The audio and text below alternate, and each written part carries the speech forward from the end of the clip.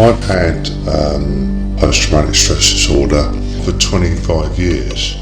Although I'm on antidepressants to calm me out, and I must admit they have worked wonderfully, sometimes the old trick of the light switch that flicks will bring out the worst in me, and there's no build up to that light switch flicking off. So what I thought is something along these lines may teach me to, when I'm getting like that, agitated, or I'm going to start flipping, to sit down and something that can calm me down, like taking 10 breaths.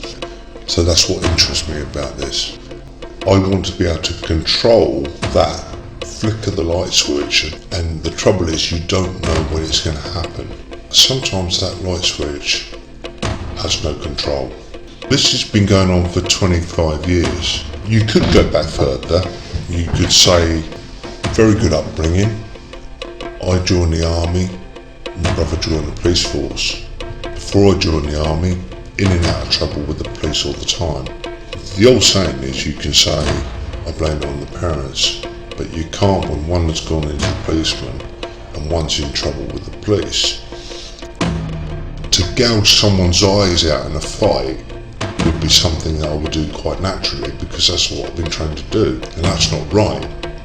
We all know that. But in that situation, perfectly natural, didn't bat an eyelid. Now, that's due to your training. I am intelligent and mature enough to know that this will stay with me for my life. You can't possibly change it, I know that. It's how I've got to try and cope with it, and that is the hard part. And it's not just me, it's my wife as well who's had to endure this, and people don't realise that a marriage is partnership, and she's had to endure this. What I'm trying to do is to be able to unwind, try and train my mind to be just a little bit more calmer. Everyone on this planet has got a temper. Everyone's got a temper. What I'm really concerned about, the point that I will go too far and hurt somebody physically, because it will seem natural.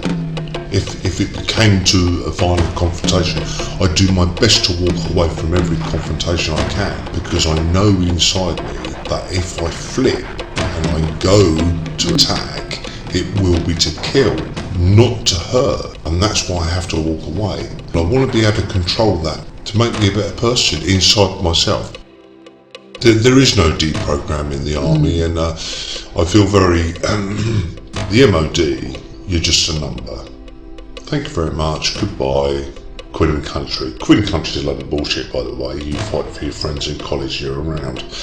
But there is no deprogram. They spend an awful lot of money programming you to do a job, but they won't spend a penny on saying, right, okay then, let's sit down.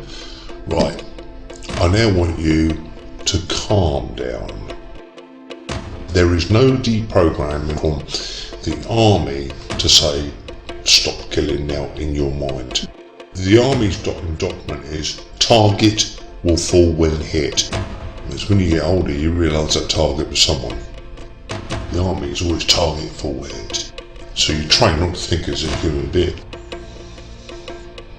Yeah, I often think about, these people that we've actually killed because of politicians, I suppose.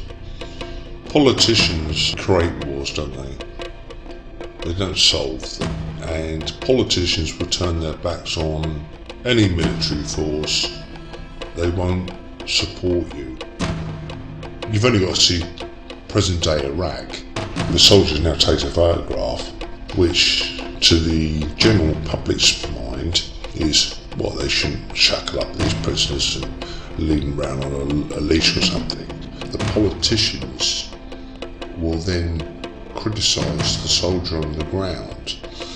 The truth behind that photograph may be a lot bigger, in the fact that that particular soldiers may have been bombed at, shot at, lost friends, been abused, etc, and there's only a certain amount of what their own personal discipline of what they've been trained to can cope with. Abusing one or two prisoners is, in a military mind, perfectly normal. So the support fails of what they send you in to do. I'm not saying it should be censored, but there's always two sides of the story, and that happened in the Falklands as well. So the Geneva Convention is a guideline, it's a pamphlet.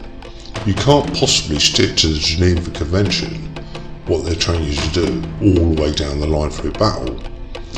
Politicians will go by the Geneva Convention, come black or white. They've never been there, they've never been in the front there, and some of these journalists have never been there, and they've not been programmed the way we have. The Falklands War was the most heavily censored military campaign in British history. The public don't know that. The Falklands War was fought, yes, with some sophisticated weapons, but 80% of that war was hand-to-hand, bayonet, and physically strangling and killing and stabbing people, which is very much the same as the First World War. The public didn't understand that, so people don't see the truth. When you have someone saying, well, they shot a prisoner, for God's sake, let's have an inquiry, which they did do. They want you to do the dirty work, they want you to do the rough work, but they'll turn their backs on anything that's not politically correct. Now, that's today's standard. We did have these events in 1982 as well. If any of our lads went to see the doctor after the Falklands and said, listen, I'm having some nightmares, you were almost downgraded, you were shunned, you were told within the hierarchy that is a weak-linked soldier, do not promote him and give him any chance, right?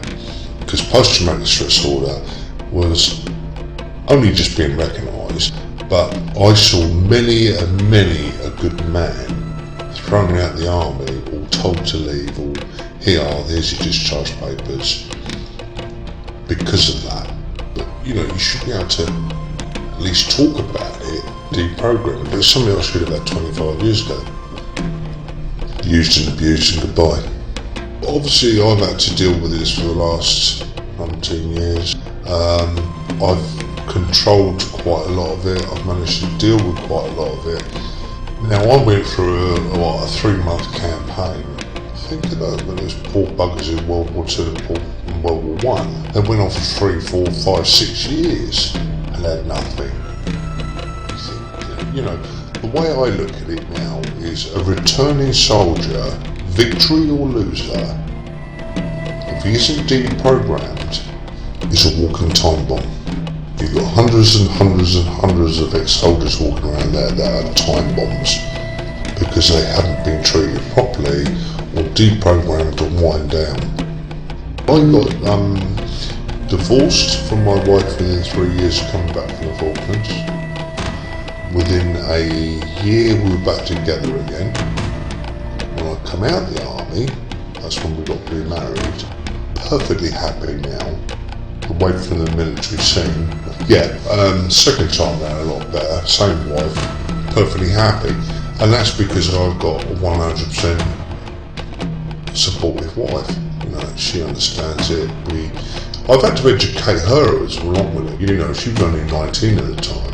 And along with, roughy-tufty paratrooper and come back someone completely different. And I think that's what was the eventual breakdown of the divorce, because we'd only been married 6 months, and what she inherited back was not the guy she married.